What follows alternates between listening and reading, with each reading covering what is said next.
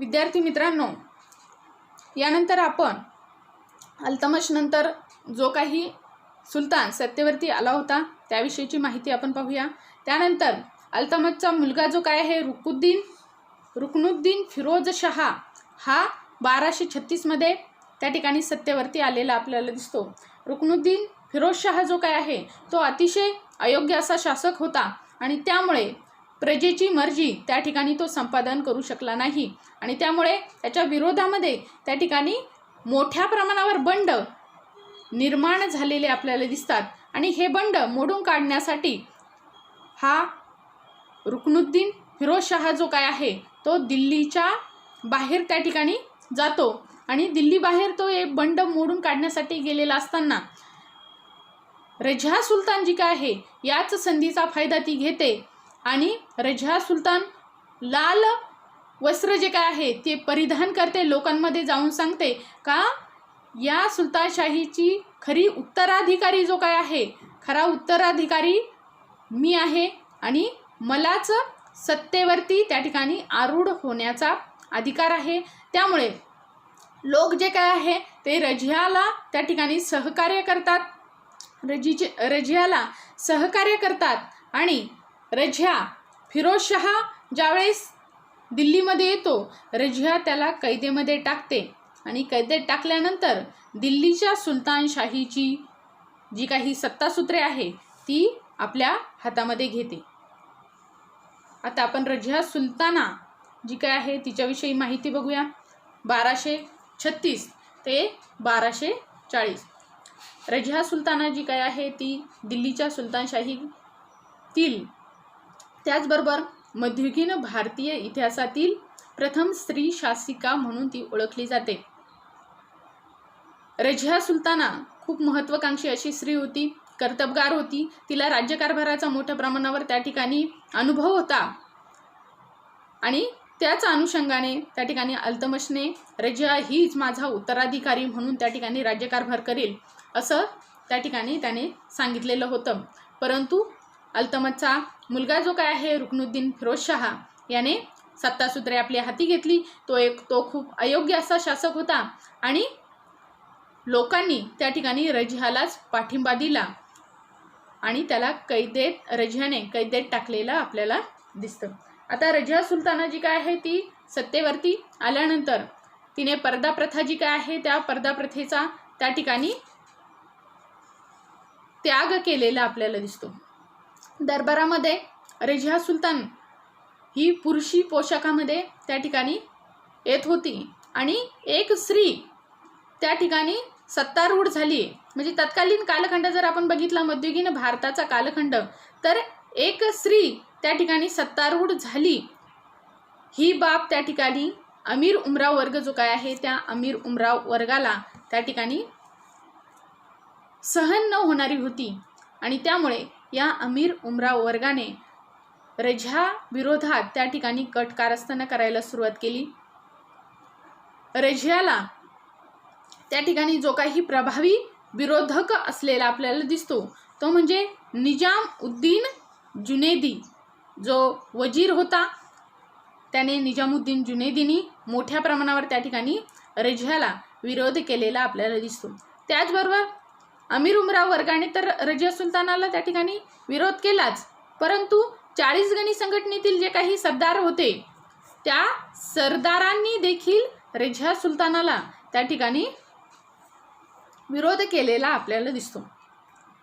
त्याचबरोबर या अंतर्गत ज्या काही गोष्टी होत्या, जे काही विरोधक होते त्यामध्ये रजिया सुलतानाचा अतिशय विश्वासू असा एक त्या ठिकाणी गुलाम असलेला आपल्याला दिसतो, हबशी गुलाम याकूत।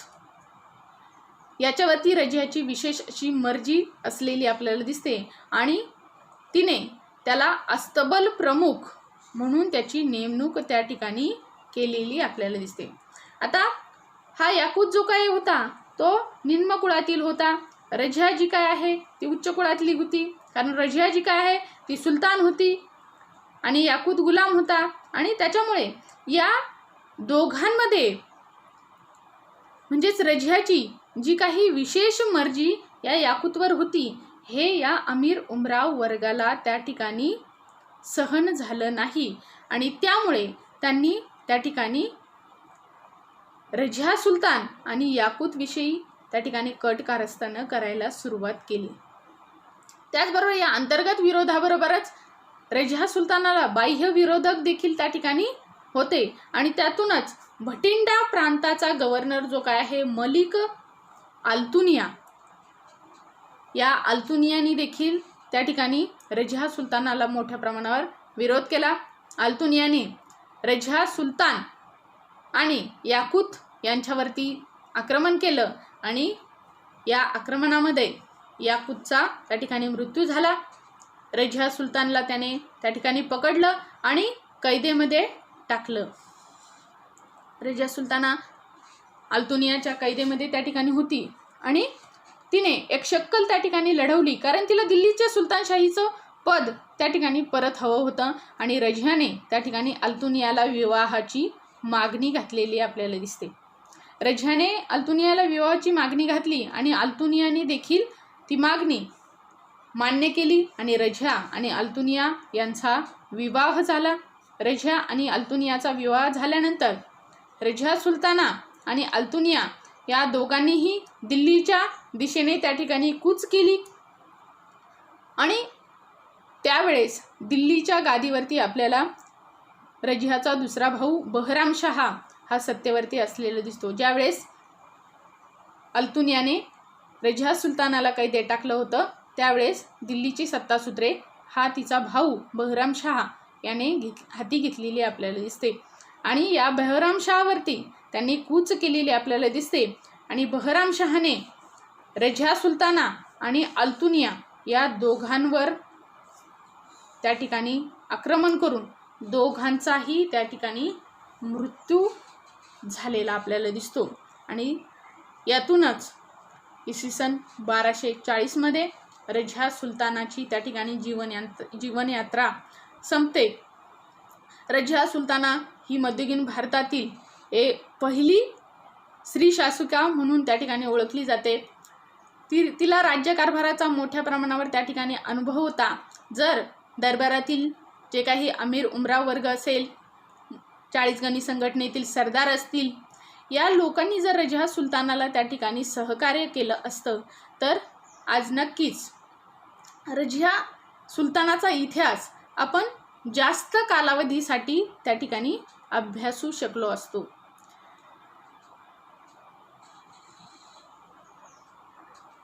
यानंतर आपण रझिया सुलतानानंतर कोण सत्तेवरती आलं होतं ते आपण पाहूया. मुइझुद्दीन बहराम शहा हा सत्तेवरती आला. त्याचा कालखंड 1240 ते 1242. 2 वर्षासाठी त्याने सुलतान हे पद त्या ठिकाणी सांभाळलेलं आपल्याला दिसतं. बहराम शहा हा रझिया सुलताना जेव्हा अल्तुनियाच्या कैदेमध्ये होती त्याच वेळेस बहराम शहाने त्या ठिकाणी दिल्लीची सुलतानशाहीचे सत्तासूत्रे आपल्या हाती घेतलेली आपल्याला दिसते. बहराम शहाच्या दरबारामध्ये सबुक्तगीन नावाचा एक सरदार होता आणि या सबुक्तगीनचा बहराम शहावरती विशेष असा प्रभाव त्या ठिकाणी होता आणि या सबुक्तगीन विषयी बहराम शहाच्या मनामध्ये त्या ठिकाणी इतर जे काही गुलाम असतील, सरदार वर्ग असतील, त्यांनी विष कालवण्याचा प्रयत्न बहराम शहाच्या मनामध्ये केला आणि सबुक्तगीनचा त्या ठिकाणी बहराम शहाने खून केलेला आपल्याला दिसतो. सबुक्तगीनचा ज्यावेळेस खून झाला त्यावेळेस इतर जे काही तुर्की अमीर आहे त्या तुर्की अमीरांमध्ये त्या ठिकाणी विद्रोह निर्माण झालेला आपल्याला दिसतो, असंतोष निर्माण झालेला आपल्याला दिसतो आणि त्यामुळे त्यांनी त्या ठिकाणी बहराम शहाच्या विरोधामध्ये अनेक बंड केली, त्याच्या विरोधात विद्रोह केला आणि यातूनच त्या ठिकाणी बहराम शहाचा मृत्यू झालेला आपल्याला दिसतो. बहराम शहानंतर दिल्लीच्या सुलतानशाहीवरती अल्लाउद्दीन मसूद शहा याने त्या ठिकाणी सत्ता स्थापन केल्याचं आपल्याला दिसतं. त्याचा कालखंड 1242 ते 1246. अल्लाउद्दीन मसूद शहा जो काय आहे बहराम शहाप्रमाणेच यालाही अनेक विरोधक त्या ठिकाणी निर्माण झालेले होते आणि अल्लाउद्दीन मसूद शहा याच्या विरोधात जे काही विद्रोह निर्माण झाले त्यातूनच त्याचा त्या ठिकाणी खून झालेला आपल्याला दिसतो. अल्लाउद्दीन मसूद शहा जो काय आहे तो बहराम शहाचा उत्तराधिकारी असलेला आपल्याला दिसतो. त्याच्या दरबारामध्ये बलबन जो काय आहे त्या बलबनने अमीर ए हजीब हे पद त्याने त्या ठिकाणी स्वीकारलेलं आपल्याला दिसतं. त्यानंतर सुलतानशाही सत्तारूढ झालेला पुढचा सुलतान जो काय आहे तो म्हणजे नासिरुद्दीन महमूद 1246 ते 1265. नासिरुद्दीन मुहम्मदाचा कालखंड जो काय आहे त्या संपूर्ण कालखंडामध्ये त्या ठिकाणी बलबनचंच वर्चस्व असलेलं आपल्याला दिसतं. बलबन जो काय आहे बलबनची मुलगी हिचा विवाह बलबनने नासिरुद्दीन महमूद बरोबर त्या ठिकाणी करून दिलेला आपल्याला दिसतं आणि साहजिकच त्या ठिकाणी नासिरुद्दीन मुहम्मद जो काय आहे त्यामुळे त्याने बलबनला त्या ठिकाणी उलुग खा नावाची उपाधी त्या ठिकाणी बहाल केली आणि 1265 नासिरुद्दीन मुहम्मद याचा जेव्हा मृत्यू झाला त्यावेळेस त्याच्या मृत्यूच्या पश्चात त्या ठिकाणी बलबन याने सत्तासूत्रे आपल्या हाती घेतलेली दिसतात. त्यानंतर पुढचा सुलतान जो काय आहे तो म्हणजे गयासुद्दीन बलबन.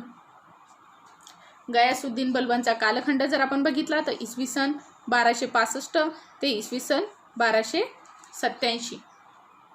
इसवी सन 1265 ते इसवी सन 1287 म्हणजेच बलबन जो काय आहे तो सुलतानशाही गुलाम वंशातील जे काही सुलतान त्या ठिकाणी होऊन गेलेले आपल्याला दिसतात त्या सुलतानांमध्ये सर्वाधिक कालखंडासाठी राज्यकारभार करणारा सुलतान म्हणून तो ओळखला जातो. त्याचं वास्तविक नाव जर आपण बघितलं तर त्याचं वास्तविक नाव बहाउद्दीन असल्याचं आपल्याला दिसतं. रजियाच्या कालखंडामध्ये देखील हा बलबन अमीर ए हजीब या पदावरती तो विराजमान असलेला आपल्याला दिसतो. ज्यावेळेस रजिया सुलतानाच्या विरोधामध्ये त्या ठिकाणी अमीर वर्ग असेल, उमरा वर्ग असेल, त्याचबरोबर 40 गणी संघटनेतील इतर सरदार वर्ग असतील यांनी रजियाला त्या ठिकाणी विरोध केला. त्यामध्ये बलबन हा देखील रजियाचा त्या ठिकाणी कट्टर विरोधक असलेला आपल्याला दिसतो. रजियाने राज्यकारभार करण्यासाठी त्या ठिकाणी सर्वांची लोकांची मनं त्या ठिकाणी जिंकण्याचा प्रयत्न केला, परंतु ती एक स्त्री असल्यामुळे अमीर उमरा वर्ग जो काय आहे त्या वर्गाने त्या ठिकाणी तिला विरोध केल्याचा आपल्याला दिसतं. बलबनने सत्ता स्थापन केल्यानंतर रक्त आणि लोह या नीतीचा त्याने अवलंब केलेला आपल्याला दिसतो. साम्राज्य विस्तार करण्यासाठी त्याने रक्त आणि लोह या नीतीचा त्याने अवलंब केलेला आपल्याला दिसतो. आता बलबन जो काय आहे तो सत्तेवरती आल्यानंतर त्याने अनेक नियम, कडक असे नियम त्या ठिकाणी आपल्या सरदार वर्गाला त्याने घालून दिलेले दिसतात. त्यामध्ये त्याने मद्यपानावरती त्या ठिकाणी बंदी घातलेली होती. त्याचबरोबर सरदार वर्गाने सुलतानाच्या परवानगीशिवाय आपापसामध्ये कोणत्याही प्रकारचे त्या ठिकाणी समारंभ करू नये. त्याचबरोबर सरदार वर्गाने आपापसामध्ये त्या ठिकाणी सुलतानाच्या मर्जीशिवाय विवाह ठरवू नये अशी नियम त्या ठिकाणी घालून दिलेले आपल्याला दिसतात. त्याचबरोबर बलबनने त्याच्या कालखंडामध्ये झिल्ले इलाही हा राजपदाचा सिद्धांत त्याने मांडलेला आपल्याला दिसतो. झिल्ले इलाही म्हणजे काय तर ईश्वराची प्रतिछाया. सुलतान जो काय आहे, झिल्ले इलाही म्हणजे सुलतानाची प्रतिछाया. बलबनने सुलतान हे पद ईश्वराने निर्माण केलेलं आहे. म्हणजे सुलतान जो काय आहे तो ईश्वराची प्रतिछाया आहे. ईश्वराकडून त्याला सुलतान पद त्या ठिकाणी मिळालेलं आहे आणि त्यामुळे सुलतान हे पद जे काय आहे ते निरंकुश आहे असं सतत प्रजेच्या मनावरती त्याने बिंबवण्याचा प्रयत्न केला. सुलतानाचा कोणताही आदेश हा ईश्वराच्या आदेशा समान आहे. त्यामुळे ती प्रजा देखील सुलतानाच्या या धार्मिक भावनेमध्ये गुंतली गेली आणि प्रजेला सुलतानाचा प्रत्येक जो काही आदेश आहे तो मानावा लागत होता. बलबनने त्याच्या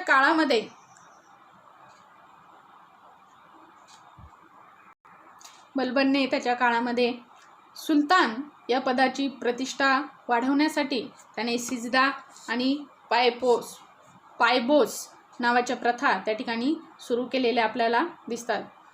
बलबन जो काय आहे असं म्हणतात का तो झोपताना सुद्धा जो काही राजकीय पोशाख आहे तो पोशाखच परिधान करून त्या ठिकाणी तो झोपत होता.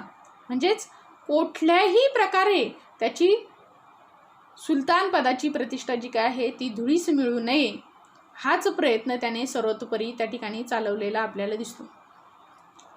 त्याने 40 गणी संघटनेचा शेवट त्या ठिकाणी केलेला दिसतो. या 40 गणी संघटनेतील जे काही सरदार वर्ग आहे, गुलाम वर्ग आहे, त्या गुलामांचा त्याने त्या ठिकाणी नायनाट केलेला दिसतो. त्याचं कारण असं होतं का बलबन हा जो काय आहे तो देखील या 40 गणी संघटनेतील एक त्या ठिकाणी गुलाम असलेला आपल्याला दिसतो आणि या 40 गणी संघटनेमधूनच तो त्या ठिकाणी सुलतान या पदापर्यंत तो पोहोचलेला दिसतो. त्यामुळे या 40 गणी संघटनेतील इतर सरदार वर्ग जे काय आहे ते वरचढ होऊ नये आणि सुलतान पदासाठी त्या ठिकाणी त्यांनी बंड करू नये म्हणून या 40 गणी संघटनेचाच त्यांनी त्या ठिकाणी नायनाट केलेला आपल्याला दिसतो. त्यासाठी त्याने अनेक वेगवेगळी त्या ठिकाणी नियम या 40 गणी संघटनेतील सरदार वर्गांवरती लादलेली आपल्याला दिसतात आणि शेवटी त्याने या 40 गणी संघटनेचा त्या ठिकाणी नायनाट केला. त्याचबरोबर बलबनच्या काळामध्ये सुद्धा मंगोलांचं आक्रमण होत होतं. या मंगोलांच्या आक्रमणापासून सत्ता त्या ठिकाणी स्थिर राहण्यासाठी त्याने त्या ठिकाणी उत्तर पश्चिमेस अनेक दुर्गांची निर्मिती त्याने केलेली आपल्याला दिसते. त्याचबरोबर बलबनने फारसी सण नवरोज त्याच्या दरबारामध्ये त्याचबरोबर त्याच्या राज्यामध्ये हा नवरोज नावाचा सण जो काय आहे तो त्या ठिकाणी साजरा होत असलेला आपल्याला दिसतो. त्याच्या काळामध्ये त्याने सामर्थ्यवान असं गुप्तचर विभाग त्या ठिकाणी निर्माण केलं. कारण त्याला जे काही सरदार वर्ग आहे, अमीर उमरा वर्ग आहे, 40 गणी संघटनेतील जे काही सरदार वर्ग आहे त्यांच्यावरती त्याला बारीक लक्ष त्या ठिकाणी ठेवायचं होतं आणि त्यामुळे त्यांनी या सामर्थ्यवान अशा गुप्तचर विभागाची त्या ठिकाणी निर्मिती केलेली आपल्याला दिसते. बलबनच्या पश्चात आपल्याला कैकुबाद नावाचा सुलतान सत्तेवरती आलेला दिसतो. तो खूप अल्प कालावधीसाठी त्याने त्या ठिकाणी राज्यकारभार केलेला आपल्याला दिसतो. त्यानंतर कैमुर्स याने देखील खूप अल्प कालावधीसाठी राज्यकारभार केलेला आपल्याला दिसतो आणि तत्पश्चात आपल्याला गुलाम वंशाचा शेवट झालेला दिसतो आणि खिलजी घराण्याचा उदय झालेला आपल्याला दिसतो. विद्यार्थी मित्रांनो, आजच्या या लेक्चरमधून तुम्हाला डिस्क्रिप्टिव्ह आणि ऑब्जेक्टिव्ह दोन्हीही पद्धतीने तुम्हाला कोणत्याही पद्धतीने प्रश्न विचारले तरीही तुम्ही त्या ठिकाणी लिखाण करू शकता. या पद्धतीने आपण ही लेक्चर्स या ठिकाणी ऑर्गनाईज केलेले आहे. धन्यवाद.